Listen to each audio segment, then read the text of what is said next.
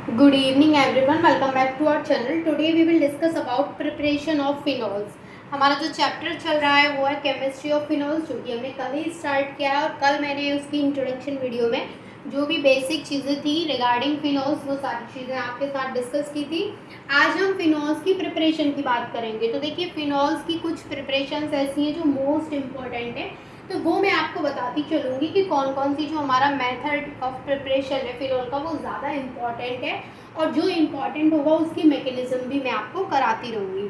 अब हम आते हैं, हमारा जो फर्स्ट जो यहाँ पे ये है प्रिपरेशन जो फिनॉल की है वो क्या है, by decarboxylation of salicylic acid. यानी यहाँ पे हम सैलिसिलिक एसिड का डीकार्बोक्सिलेशन कराएंगे। और जब भी आपके माइंड में डीकार्बोक्सिलेशन आए तो उसके तुरंत बाद आपके माइंड में क्या आना चाहिए, रिमूवल ऑफ CO2। मतलब कि जो डीकार्बोक्सिलेशन है उसका मतलब क्या होता है कि वहाँ से CO2 का रिमूव हो जाए। तो CO2 रिमूव कहाँ से होगी, सैलिसिलिक एसिड में से, क्योंकि हम सैलिसिलिक एसिड का डीकार्बोक्सिलेशन करा रहे हैं। तो यहाँ पे क्या होगा, सबसे पहले हम यहाँ पे स्ट्रक्चर बना लेते हैं किसका, सैलिसिलिक एसिड का। तो ये होता है सैलिसिलिक एसिड का स्ट्रक्चर।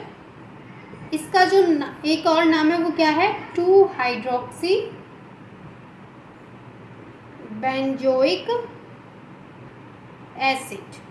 तो ये जो हमारे पास है सैलिसिलिक एसिड, उसकी रिएक्शन हम कराएंगे सोडियम हाइड्रोक्साइड के साथ। अब देखिए, जब बेंजोइक एसिड जो है 2 हाइड्रोक्सी बेंजोइक एसिड, उसकी रिएक्शन हम सोडियम हाइड्रोक्साइड के साथ कराते हैं, तो यहाँ से ये वाला हाइड्रोजन इस OH के साथ निकल जाता है in the form of water. तो जब यहाँ से ये वाटर की फॉर्म में निकल जाएगा तो यहाँ पे जो COO है उसके पास Na आकर के अटैच्ड हो जाएगा। तो यहाँ पे जो हमें प्रोडक्ट मिलेगा वो कुछ इस तरीके का होगा। यहाँ पे हो जाएगा COONA और ये OH एज इट इज़ रहेगा। ये जो प्रोडक्ट हमें मिला है इसका नाम क्या है, सोडियम सैलिसिलेट। Sodium salicylate. अब देखिए, ये जो सोडियम सैलिसिलेट है, अब ये रिएक्ट करेगा सोडा लाइम के साथ। सोडा लाइम क्या होता है, तो आपको बता देती हूँ कि जो सोडा लाइम होता है वो मिक्सचर होता है सोडियम हाइड्रोक्साइड का और कैल्शियम ऑक्साइड का। यानी NaOH और CaO के मिक्सचर को हम क्या बोलते हैं, सोडा लाइम बोलते हैं।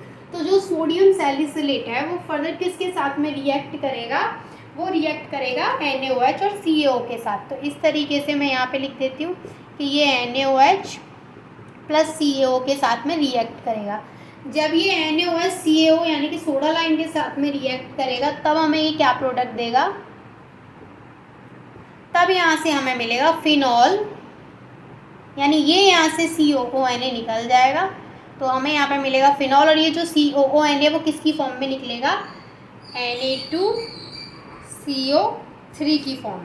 तो इस तरीके से हमें जो यहाँ पे फॉर्मेशन हो जाता है वो किसका हो गया, फिनॉल का फॉर्मेशन हो गया।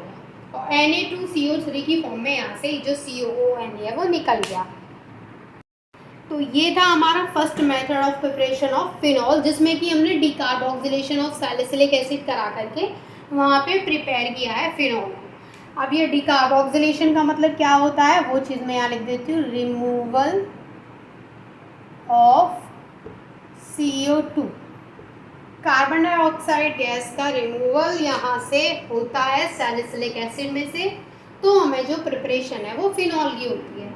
अब यहाँ पर आपको ये चीज़ याद रखनी है कि फर्स्ट स्टेप में जो सैलिसिलिक एसिड है वो फर्स्ट स्टेप में हमें फिनॉल नहीं दे रहा है, वो पहले सोडियम हाइड्रोक्साइड कास्टिक सोडा के साथ में रिएक्ट कर रहा है, देन सोडियम सैलिसिलेट बना रहा है।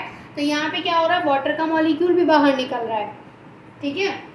तो फिर वो जो सोडियम सैलिसिलेट है वो फर्दर रिएक्ट कर रहा है किसके साथ, सोडा लाइम के साथ।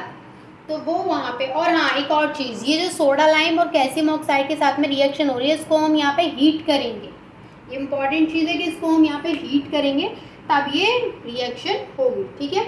तो ये था हमारा मेथड। आई होप कि ये मेथड आपको अच्छे से क्लियर हो गया होगा। अगर इसमें कोई डाउट है तो वो आप मुझसे पूछ सकते हैं। And thank you so much for watching this video.